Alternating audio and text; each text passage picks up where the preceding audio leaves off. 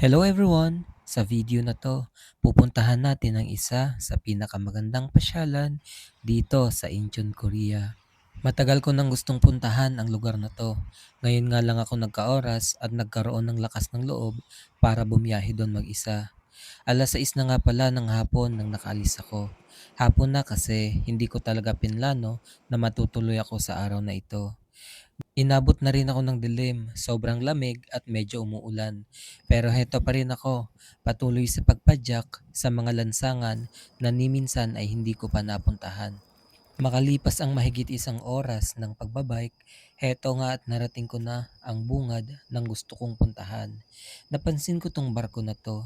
Maganda siya kaso medyo creepy yung lugar. Bukod kasi sa napakatahimik, ay wala ring katao-tao. Pero pinili ko pa rin na lapitan to para makunan ko ng mas malinaw at mas magandang footage. Saglit lang ako sa area na to. Pagkatapos nun, umalis agad ako at pumunta sa main destination ko. Eto, ang Wolmido Island, South Korea. Maganda, makulay at masigla ang paligid.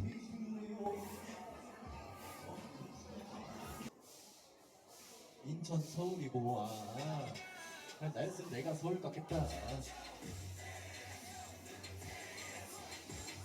나이가 그렇게 우크라이나 갔다가 남자친구 팔뚝을 잘라버리나 보다 그냥. Pagkatapos ng mahigit isang oras ng nakakapagod, ngunit nakakaaliw na pagbabike, syempre nagutom ako. Kaya eto, tumingin-tingin ako sa paligid kung ano ang pwede kong makain. At eto, ang pinakauna kong binili. Yung lasa niya, para lang siyang ham, pero yung texture niya, malambot. Nakalimutan ko nga lang tanungin kung anong tawag nila dito. At dahil medyo matindi yung pagod at gutom ko, hindi sapat yung isang pagkain lang. Kaya eto, umorder ulit ako ng isa pa. Sausage lang siya na may coat at may sauce. Masarap, sulit at talaga namang nakakabusog. Pagkatapos kong kumain, nagpatuloy na ako sa paglalakad at sa pamamasyal. Naghahanap at tumitingin-tingin kung ano pa ang maganda sa lugar na ito.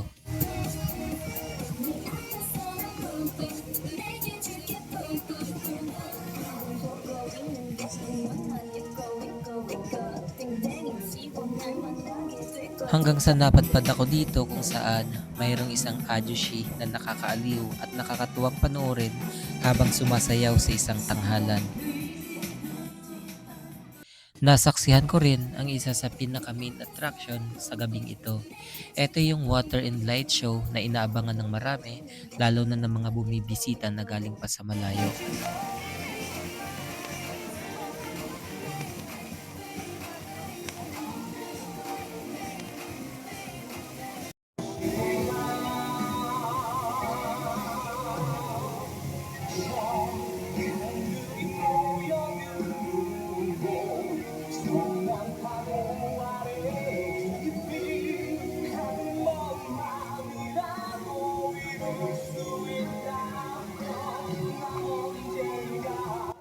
Isa sa mga dahilan kung bakit gustong gusto ko talagang makarating sa lugar na ito ay dahil gusto kong makita at masaksihan ang kagandahan ng dagat dito.